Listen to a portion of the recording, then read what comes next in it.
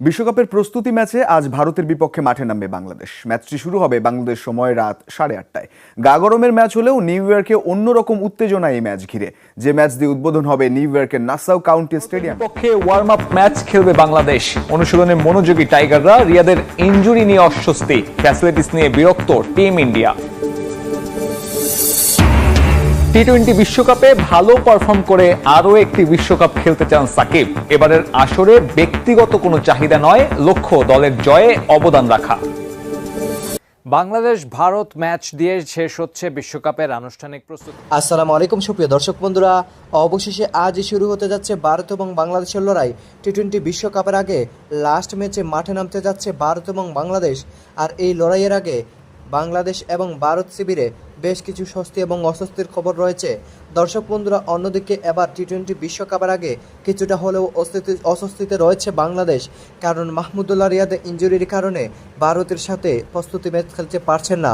অন্যদিকে এবার ভারতের আগে ম্যাচের আগে বেশ কিছু গুরুত্বপূর্ণ নিউজ চলে আসলো, আপনাদের মাঝে সেই সকল নিউজগুলো তুলে ধরেছি।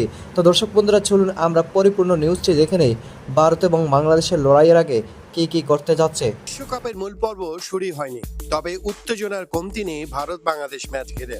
দুই দলের লড়াই এখন আর অন্য 8-10টা সাধারণ ম্যাচের মতো নয়। খেলাটা আটকে নেই শুধু জয় পরাজয়, জল গড়িয়েছে বহু দূরে। শক্তি, সামর্থ্য কিংবা অর্জনে যদিও বেশ সমৃদ্ধ ভারত, এগিয়ে বাংলাদেশ থেকে বহু গুণে। তারপরও সাধারণ একটা ম্যাচেও উত্তেজনার পারদ বাড়ে। ব্যতিক্রম নয় এবারও। উত্তেজনা ছড়িয়েছে বিশ্বকাপ শুরুর আগ থেকেই।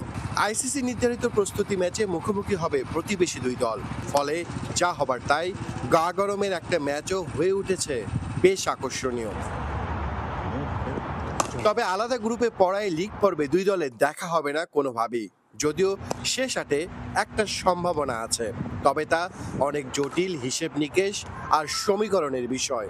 ফলে প্রস্তুতি এই ম্যাচটা দুই দেশের সমর্থকদের কাছেই একটা যেন বিশ্বকাপ। এই ম্যাচ দিয়ে অভিষেক হবে নাসাউ কাউন্টি ক্রিকেট মাঠের। ড্রপ ইন উইকেটে বড় স্কোর করার চ্যালেঞ্জ সেখানে থাকবে দু দলের ব্যাটারদের সামনে। ভারতের বিপক্ষে ম্যাচ মানে অন্যরকম এক রোমাঞ্চ কাজ করে কিন্তু বাংলাদেশের ক্রিকেটারদের মাঝে, যা মাঠের পারফরমেন্সও প্রভাব ফেলে। যদিও পরিসংখ্যান বলছে বাংলাদেশের সময়টা ভালো যাচ্ছে না, কিন্তু ভারতের বিপক্ষে প্রস্তুতি ম্যাচটাও যদি বাংলাদেশ রাঙিয়ে তুলতে পারে, সেটা হবে বড় টনিক পুরো টুর্নামেন্টে। যদিও বিরাট কোহলি খেলবেন কিনা কিংবা মাহমুদুল্লাহ রিয়াদ থাকবেন কিনা সে নিয়ে প্রশ্ন আছে, তবে যেই খেলুক মাঠে যদি প্রভাব বিস্তার করতে পারে বাংলাদেশ, সেটাই হবে বড় অর্জন এই প্রস্তুতি ম্যাচে।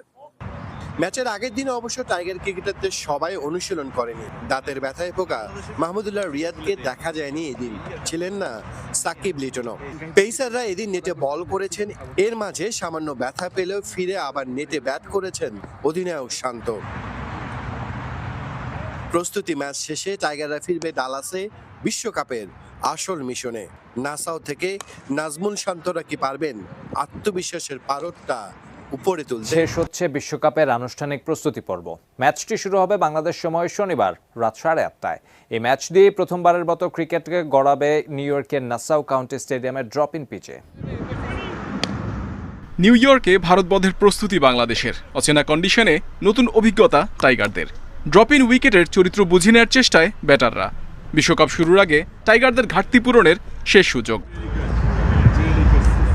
অফ ফর্মে ভুগছে টাইগার টপ অর্ডার। ছন্দে ফিরতে নেট সেশনে বেশ সিরিয়াস শান্ত সৌম্যরা। স্বরূপে ফেরার লড়াইয়ে সাকিবও ব্যাটিং অনুশীলন করেন লম্বা সময়। কোচিং প্যানেলের বিশেষ পর্যবেক্ষণে লিটন। শর্ট সিলেকশনে উন্নতি লক্ষ্য করেছেন তারা। অনুশীলনে মাহমুদুল্লাহর চোট পাওয়া অস্বস্তি বাড়িয়েছে দলের। ঝুঁকি এড়াতে ভারত ম্যাচে তাকে বিশ্রাম দিতে পারে ম্যানেজমেন্ট। সেক্ষেত্রে সুযোগ পেতে পারেন জাকের, দলে ফিরতে পারেন শরীফুলও। অনুশীলনে ভারত নির্ভর চনমনে। বাংলাদেশের বিপক্ষে একমাত্র প্রস্তুতি ম্যাচে পারফরমেন্স করে আত্মবিশ্বাস বাড়িয়ে নিতে চায় রোহিতের দল। কোহলি যুক্তরাষ্ট্রে থাকলেও টাইগারদের বিপক্ষে খেলার সম্ভাবনা কম। ম্যাচের আগে নাসাউ ক্রিকেট স্টেডিয়াম পরিদর্শনে মুগ্ধ শান্ত। আয়োজক দেশের প্রস্তুতি নিয়েও সন্তুষ্ট টাইগার অধিনায়ক।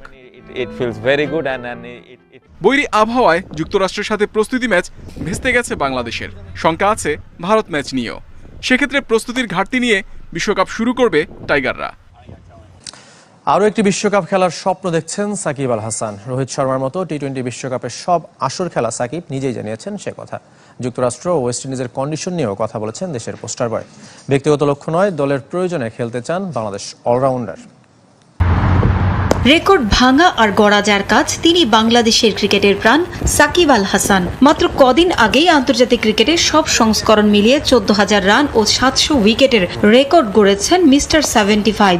2007 সালে টি-20 বিশ্বকাপের অভিষেক আসর থেকে শুরু করে এখন পর্যন্ত রোহিত শর্মার সঙ্গে যৌথভাবে প্রতিটি বিশ্বকাপে খেলেছেন সাকিব। গেল বছর ভারতে ওয়ানডে বিশ্বকাপের আগে আভাস দিয়েছিলেন টি-20 বিশ্বকাপের এই আসরটাই হয়তো তার শেষ। তবে সমর্থকদের আবারও চমক দিলেন সাকিব। জানালেন এই বিশ্বকাপে ভালো করে আরও একটি বিশ্বকাপ খেলতে চান তিনি। ব্যক্তিগত সাফল্যের চেয়ে দলের সাফল্যই নাকি বড় তার কাছে। আমি আর রোহিত শর্মা হয়তো দি অনলি 2 প্লেয়ার যারা এই সবগুলো টি-20 ওয়ার্ল্ড কাপ খেলেছে। আশা করবো যে আরও একটা ওয়ার্ল্ড কাপ যেন খেলতে পারি।